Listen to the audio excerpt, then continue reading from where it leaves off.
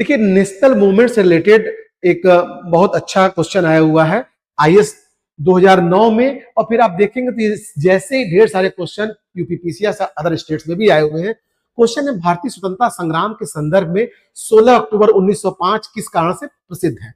Option दिया हुआ है, कलकत्ता के टाउन हॉल में स्वदेशी आंदोलन की औपचारिक घोषणा की गई, बंगाल का विभाजन हुआ, दादा भाई नौरोजी ने घोषणा की कि भारतीय राष्ट्रीय कांग्रेस का लक्ष्य स्वराज है, लोकमान्य तिलक ने पूना में स्वदेशी आंदोलन प्रारंभ किया।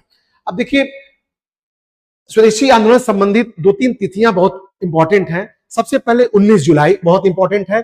19 जुलाई को करजन ने यह घोषणा किया था कि बंगाल को 2 भागों में हम लोग बांट देंगे। फिर उसके बाद अगला डेट बहुत इंपॉर्टेंट है, वो 7 अगस्त का है। इस दिन क्या हुआ, कलकत्ता के टाउन हॉल में कृष्ण कुमार मित्र और सूर्यनाथ बनर्जी के नेतृत्व में एक बैठक बुलाई गई और इसी दिन एक बहिष्कार प्रस्ताव भी पारित हो गया और इसी दिन से स्वदेशी और बहिष्कार आंदोलन शुरू भी मान लिया गया।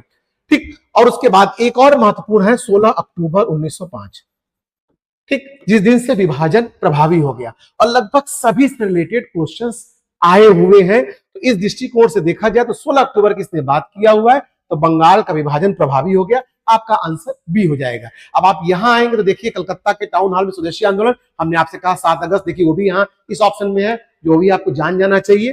तो इस आप देखेंगे तो फिर ऐसे क्वेश्चन आपको आगे भी ढेर सारे दिखाई पड़ेंगे जो डेट रिलेटेड है। आप आगे देखिए तो कई क्वेश्चन देखिए आए हुए, बंग विरोधी आंदोलन, फिर निम्नलिखित सबसे बाद में क्या हुआ, फिर उसके बाद आप देखिए कलकत्ता के टाउन हॉल में, फिर उसके बाद नेक्स्ट आप देखिए बंगाल विभाजन घोषणा की गई या वर्ष 1905 में बंगाल विभाजन किस वायसराय ने किया। लगभग उस जैसे ही आगे भी ढेर सारे क्वेश्चंस हैं, तो इनको भी आप लगाएंगे, बड़े इजीली आप इसको लगा भी लेंगे अगर वो पहला क्वेश्चन को आपने ठीक से सॉल्व किया है।